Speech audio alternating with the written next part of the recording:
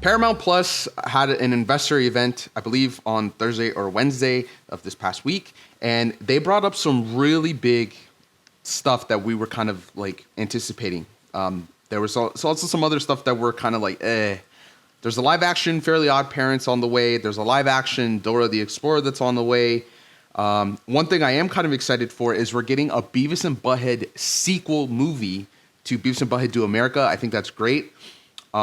Unfortunately, I believe it was the lead animator who passed away very recently, I think this week. So TotallyAFan hat tip goes out to you. But thank you so much for your service, sir. In addition to that, the two biggest things coming out of Paramount Plus that Jesse and I are really hyped for is the new branch that's going to be spearheading Avatar Studios. Avatar Studios is going to be in charge, or the people in charge, Michael DiMartino and Brian Konietzko, and I apologize for messing up your last name. These two guys are the original creators of Avatar: The Last Airbender. They also worked on Legend of Korra, and they're coming back with a brand new slate of content. Now, we know for sure that they're going to start off with a bang. We're going to get a new Avatar animated feature film, not a TV movie, but like a feature film. We're really excited about that, but there are like rumors and talks. Maybe we'll get another series with following a new Avatar. We're not sure on that information just yet, but we know we're getting this movie. In addition to all this, we're also getting a Rugrats animated series. I'm really excited about it because the original voice actors are coming back. However, in the trailer that released, there's two characters that are missing, and that's something that I think we should talk about. Is this going to be canon with what we've already experienced, or is this going to be something brand new? Let's go into it just a little bit more. And Jesse, what do you got for us? Well, Rugrats, first of all, they released a teaser. Looks pretty cool. I don't know. It like I'm conflicted because it looks. I'm just so not used to it being 3D. It looks weird. Not bad. Mm-hmm. It just looks weird. Mm-hmm. It looks like the old PlayStation 1 game, like from all those years ago. I don't know what it's. I don't know if it's the models. I don't know if it's the lighting. It just looks weird. I will say that the lighting from the trailer looked a little bit off, but as far as the animation goes, definitely reminds me of the old games. Like everything looks dark and like, I know it's supposed to be the same house, but like just like the interior design, it's like everything's really dark and like almost got this like 70s Brady Bunch vibe going. But I mean, I got to see more. That teaser was just too much of a tease. The original voice actors coming back was awesome. Chucky sounds different a little bit. I know the original voice actress actually died. Mm-hmm. So the new voice actress is Nancy Cartwright, who does Bart Simpson. Mm-hmm. So she replaced Chucky in, I want to say like the 2000s. Mm-hmm. So she was technically the second voice of Chucky, but if you go back, I think it was, I don't know what season she started voicing him, but if you go back to the seasons where she voiced him and now, it just sounds like she kind of forgot what he's supposed to sound like. So it's just a little off, but I mean, I could get used to it. Yeah.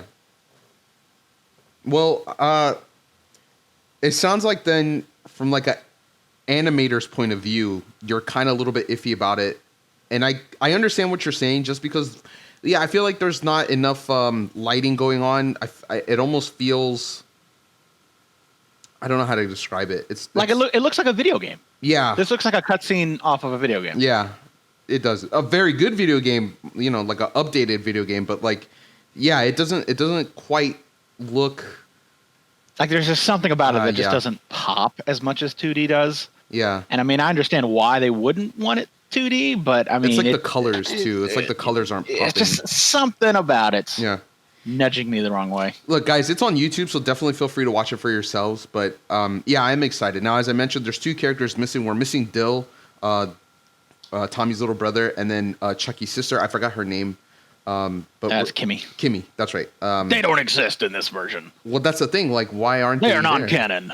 Why aren't they there? I think one of the producers said they want to get to it eventually, but I think they wanted like really just like OG cast for like this first season. So we'll see. If it does well, maybe they'll bring them back. That makes sense. Nobody likes Dill anyway. What are you talking about? He was annoying. We're also getting a Camp Coral, which is supposed to be a SpongeBob prequel. Now, as far as this animation goes, it's it's better. Like the colors are definitely much more vibrant and bright, and I feel like if Rugrats were to take that, it would be better. I feel like visually, but of course we'll have to wait and see. However, Camp Coral, it's weird because like there's a canonical issue, right? Like I thought they met Sandy Cheeks in like the second or third episode of SpongeBob SquarePants. Why is it that they she's have here? a scene in the new movie that's on Paramount Plus. I think it's just what's it called? Retcon. They just retcon it. So Okay. They're doing it over pretty much. So don't. Okay. And what are your thoughts on like everything else coming out of Paramount Plus? New Avatar Studios is cool.